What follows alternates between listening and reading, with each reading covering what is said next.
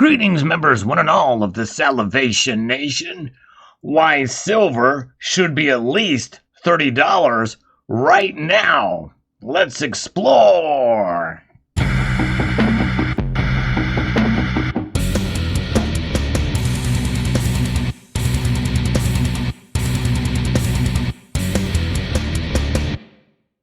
I'm going to be referencing an article that's actually relatively thorough, but very well laid out, I think. I don't necessarily agree with everything the author says in this piece, but I think it's worthy of praise for how it's laid out and the information that's in it, at least some of the information. I'm going to kind of take a look through this here by Garrett Duyuk. I think it's Duyuk. But silver is worth $30 an ounce, but don't expect it to get there overnight. From Seeking Alpha here, and we'll start into the nitty-gritty of the article here. So Garrett has purchased silver in the form of the SLV ETF for 15 years to protect his wealth. It's not a bizarre habit, as the United States has a long history of using silver as money. Call him old-fashioned, but he prefers keeping his savings in money instead of currency for protection from counterparty risk. And I'm going to stop right there. I don't want to do too much of that because this is a long article. But when you're putting it in the paper, and I'm not against doing that to some degree, but you are contributing to the derivatives market, and the SLV is not backed by silver. Anyways, he doesn't view silver as an investment, and that's good. Silver does not produce cash flow, although that feature is beginning to change with the development of silver-backed crypto assets. One example is a Kinesis money, KAG. They also do the gold version of that as well, can earn a yield. Silver offers much more besides being money. It's a metal that is widely used in industry and a critical component for cutting-edge technologies. Due to this, he's regularly heard that silver is very undervalued. After all, it's the only commodity he knows that is below its pre-1990 high. He can agree that silver is very underappreciated and very important, but exactly how undervalued are we talking about? If you look at the long-term chart of silver and draw a cup and handle, and you've heard that being talked about in technical analysis circles, it will forecast a price of $347 per ounce. That's about a 1,300% higher. That's pretty undervalued, at least due to this analysis. Due to the perpetual erosion of the U.S. dollar, he's certain that silver will get there someday. But it's going to take quite a long time because it's not just about that, and you can't rely on patterns of the past to predict the future. Today, he thinks that silver is fairly valued at $31 per ounce. That's an upside of 21%, and that's more realistic. Silver has a very wide moat. There's no other element known to mankind that does everything that silver does. That's true. It's a noble metal resisting oxidation and corrosion. I disagree with that too. It does tone, especially around sulfur. In his book, A Guide to Investing in Gold and Silver, Mike Maloney said this about silver's unique properties. Of all the elements, silver is the indispensable metal. It is the most electronically conductive, thermally conductive, and reflective. Modern life as we know it would not exist without silver. And Rowan Reddy of Global X ETF said this regarding silver's industrial uses. Silver is significant material for industrial uses as well because its thermoelectrical conductivity, ductility, malleability, and high sensitivity to light. The metal is used extensively in a variety of faster-growing electronic segments such as solar panels, LED lighting, flexible displays, touchscreens, RFID tags, cellular technology, and water purification. Silver's unique properties and the relatively small quantities of the metal required for many applications often make it irreplaceable input even if the price of silver rises. Indeed, that is the case. You can see by this graphic that it is irreplaceable for now, for sure.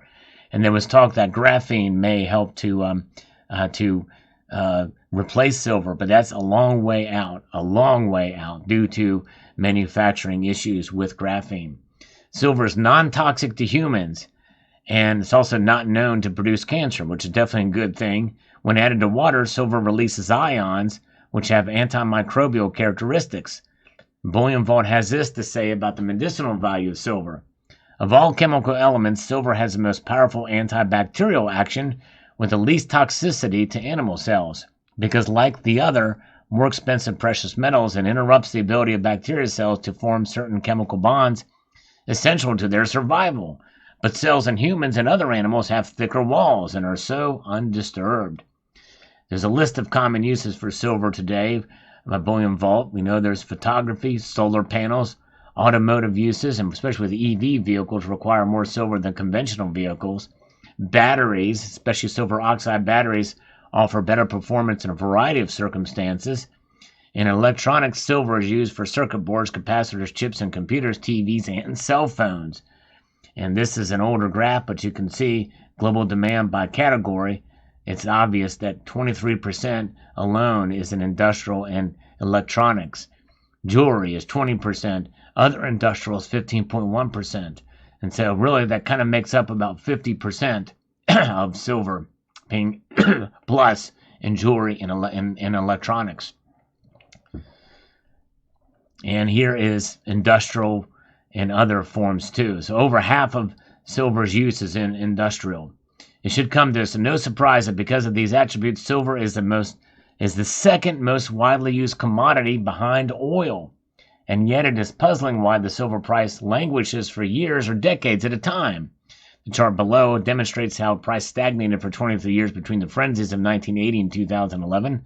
The phenomenon is a result of silver's monetary policy properties. And I don't even know if that's really the case. I don't think it's because of its monetary properties. I just think it just languished there for some time. And of course, we saw this new floor here in time in the mid 2000 teens. We saw a lot of that as well too. So here's the monetary use case. Naturally, silver lends itself as ideal money because its non-corrosive properties, industrial value, value density, and stock-to-flow rate. Gold is a better money because its superior stock-to-flow attributes, higher value density, and lower industrial consumption. Very true. Incrementum AG below for a comparison between gold, silver, and the U.S. dollar. So we can see gold's annual growth rate from 1917 to 2003 compared to the monetary base. And from 1971 to 2013, it's even less. And the monetary base has increased a whole lot more. And then we can see here the stock-to-flow ratio there.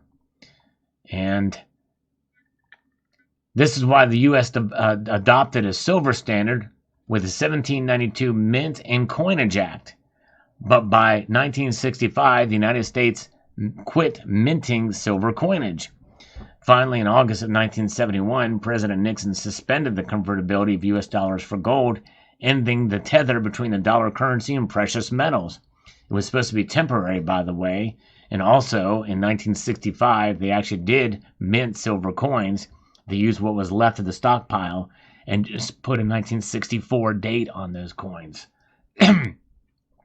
So the tether between the dollar and precious metals was then separated in 1971.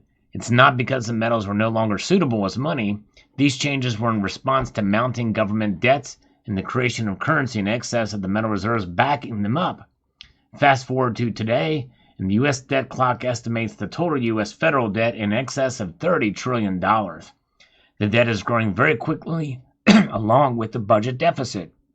This is pressuring the need to monetize the debt, which is inflationary, especially for precious metals. The clock also tracks dollar silver, dollar gold, paper silver, and paper gold ratios. And you've heard me and seen my playlist on the silver and SHT, silver and the debt clock. Check that series out, that playlist that explains this in more detail. The dollar to silver ratio establishes that over $3,000 are being printed for each ounce of silver produced annually. And again, I'll talk about that in my series, Silver and the Debt Clock. In 1913, this ratio was $2.67 per ounce. The price of silver was around 60 cents an ounce in 1913, or 22% of the yearly growth rate. Today, silver is around $24. Actually, it's $25 right now. Shows you how quickly it changed from the time this article was written just a few days ago. per ounce, a measly 0.8% of the yearly growth ratio. The derivatives market is out of hand, in other words, folks. At the 1913 ratio, the price of silver today would need to be $660 per ounce. The paper-silver ratio calculates the number of ounces of silver being traded in global exchanges compared to the annual global production of silver, and that is the difference there. And there you can see those numbers. In response to the inflation of the 70s, following the end of the U.S. gold standard, investors began buying hard assets out of fear. The movement became a speculative frenzy. Silver, gold, platinum, palladium all rose dramatically into 1980 top, which was ended by rule changes on the commodity exchanges. The small market cap of silver compared to other assets make it prone to these shifts in sentiment that causes violent moves in price. And that could be part of the reason why we see some of these crazy moves and the volatility, especially with what we witnessed in a recent Sunday night market watch on this channel, where thousands of contracts were dumped in the market in a mere seconds.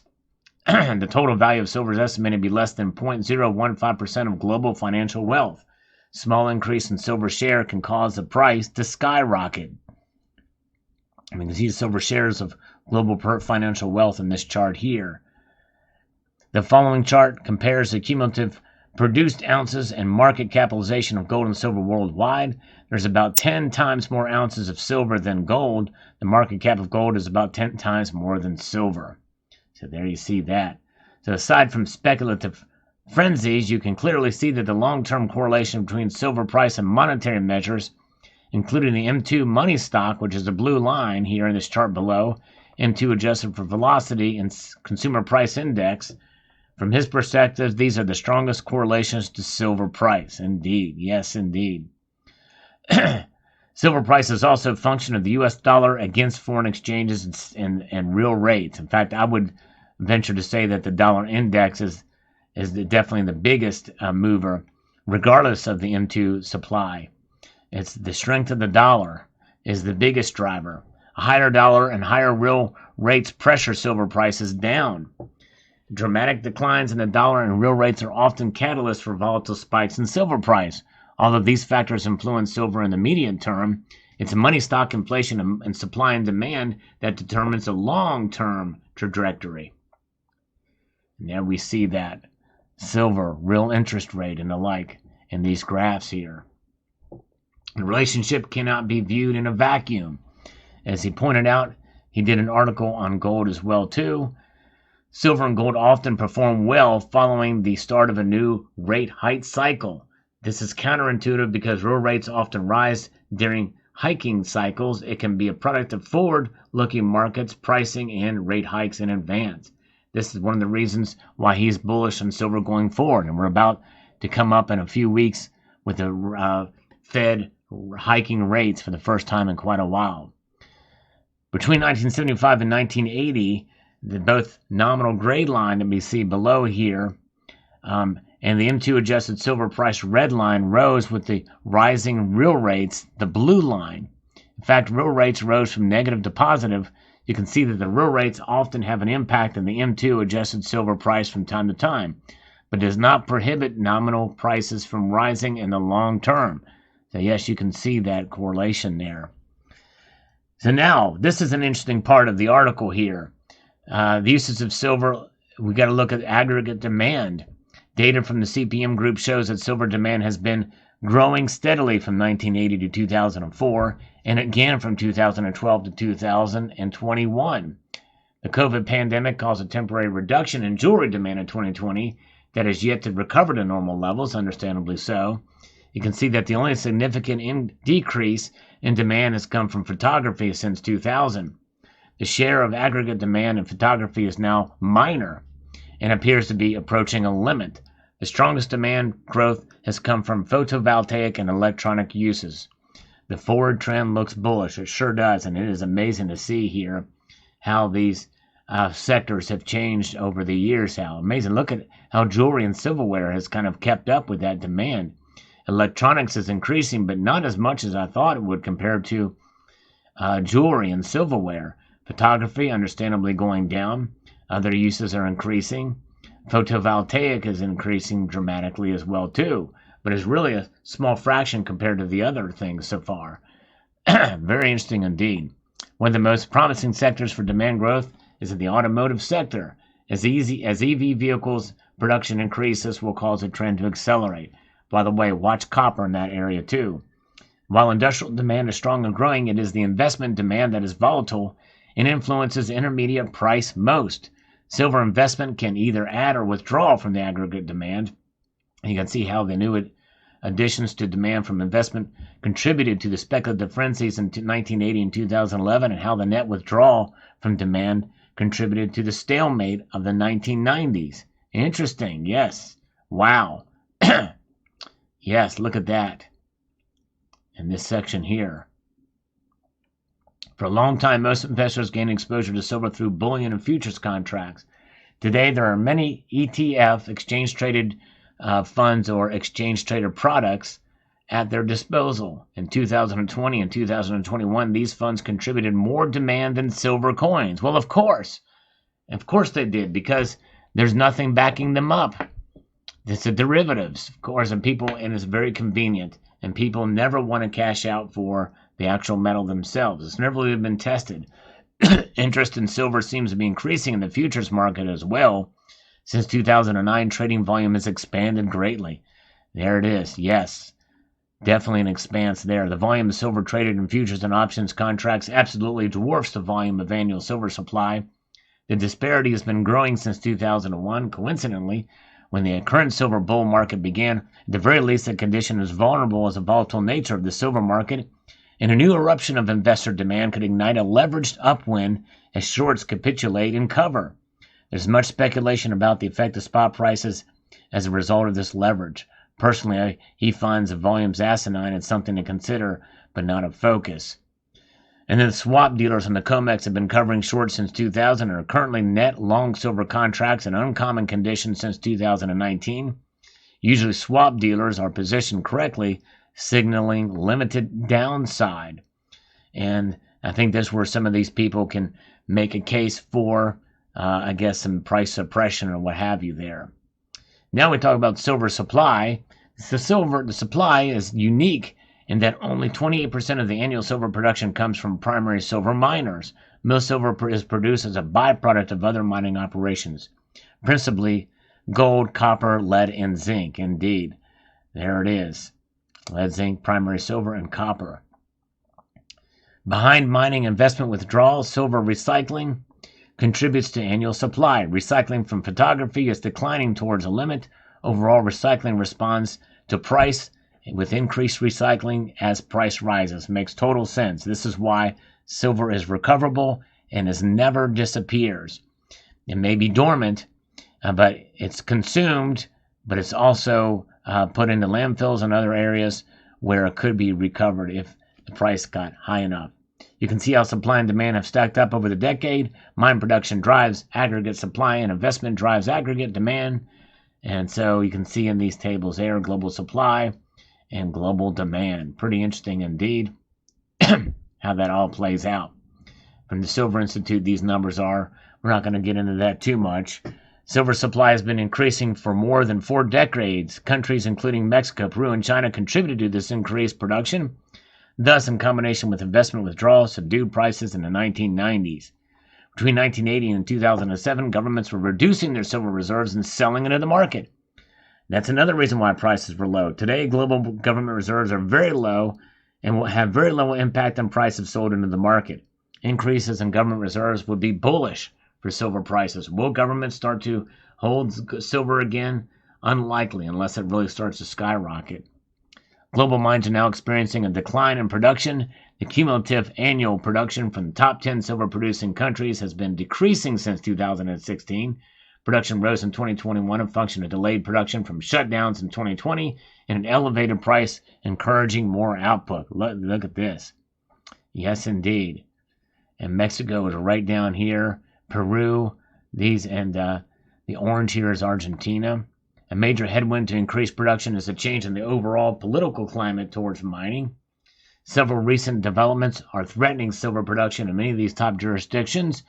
We can see Mexico being the number one global producer has been described as unfavorable by the CEO of Fresno. Yes, indeed. It has expropriation from taxes, regulation. Peru has elected a president that is unfriendly to mining, appears to be increasingly hostile to mining operations. Chile, number 4, is having discussions about mine nationalization, which definitely could be something that could be concerned about there. But we'll actually be talking about Chile in another video. The following charts contain data from countries from the Heritage Foundation's Index of Economic Freedom, Fraser Institute for Survey of Mining Companies, Policy Perception. And we can see the scores here for Chile, Mexico, and Peru, and how it looks on these graphs for policy perception as well. It's a pretty in-depth article here and some of the stuff. We're going to go beyond some of this stuff and see about fair price valuation. The world may not be running out of silver, but it is being filled to the brim with currency. US M2 money stock has been growing at a CAGR of 10.4% over the past 5 years and 7.12% since 1959. This implies a simple CAGR as the dollar price rises in silver before application of supply and demand fundamentals. The price of silver measured in world currency units typically corresponds with the level of M2 money stock worldwide. A divergence has emerged since 2013 and applies a silver price of $50 per ounce to reconcile the correlation. So there's another measure there. Over the last 20 years, silver has returned 423.6% compared to the total return of the S&P at 497.9% without accounting for storage cost. This results in a CAGR of 7.4% for 8% for an asset without counterparty risk. That is quite attractive. The SLV is the most popular ETF, providing investors with a liquid and low-cost vehicle for silver investment. And the fund has gained 83.8% since inception compared to spot silver gain of 142.9% due to management fees. Although I would recommend PSLV, as that actually is backed by silver. You don't have any derivatives there. You can see that due to volatility, it is crucially important for investors to understand whether silver is undervalued or overvalued to avoid extended periods of losses. To determine this, the author seeks to estimate the current fair value price of silver. This estimate uses several metrics grouped under 3 segments: monetary value, industrial value, and the cost of production value. So here's the analysis that culminates here for this article. Monetary metric to the gold and silver ratio. Because gold and silver are both monetary metals, measuring the relationship between them can be determined if one is being undervalued compared to the other. Below is a ratio going back to 1947. This mean ratio during this first time results in a silver price of $40.30 per ounce. There you can see that data there, small though it is. According to 2020 from the CPM group, the following relationships between gold and silver exist today. Cumulative production of silver is 9.7 times the amount of gold worldwide. Reserves of silver are 9.4 times the amount of gold worldwide. Annual mine production of silver is 8.1% the amount of gold worldwide. So based off this information, if we hypothetically model the price of silver, if it were valued in the exact same as gold ounce per ounce, we could derive a price of $223 per ounce. This assumes that gold is fairly priced at current levels. Certainly silver does not have the same appeal for gold as jewelry as money, but a superior industrial use can be argued.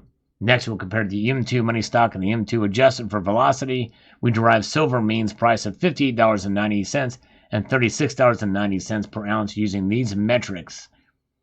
All right, there we go. And the final monetary metric is the shadow government statistics adjusted silver price. Prefer this measure as a surrogate for price inflation over the consumer price index.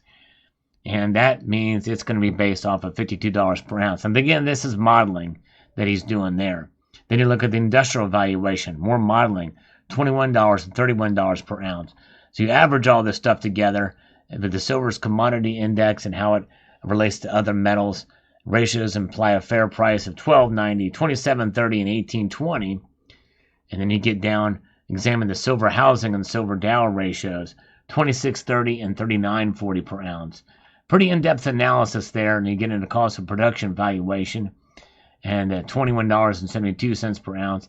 And my guess is all these numbers here, you bring them all together, where the fair price today is, it's going to be somewhere around $31 an ounce. So there that is. So Silver is undervalued. In the summary, it has a bright future as an integral part of tomorrow's economy. Demand for silver is steady and growing. Supply is sufficient, but production growth is slower than it used to be. There's approximately 7.5 ounces of above ground silver worldwide per capita. In other words, there's almost 8 ounces per individual. Worth at $180 today, that's enough to meet industrial demand. But what would happen if everyone wanted to invest in 1 or 2 ounces? Could the price of silver go to $223? It will someday. So very interesting indeed. So a very fascinating article. So he says $30 to $31 is a fair value price at a minimum. He expects it to grow between 7 and 10% CAGR in line with the growth of money stock. So there it is, a long article and a long analysis there by Garrett Duyck and my little commentary as well. But let me know what your thoughts are. I think this is fairly realistic. Again, some of these numbers are a little bit out there, but he kind of averages them all together is where I was getting the feeling where he was talking about. But I think it should be at least $30 as well too. But like he says in the title, it's going to take quite a while to get there. Let me know what your thoughts are below. I'd like to extend a multitude of gratitude to you all for taking the time to watch and encourage you to please rate, share, comment, and subscribe.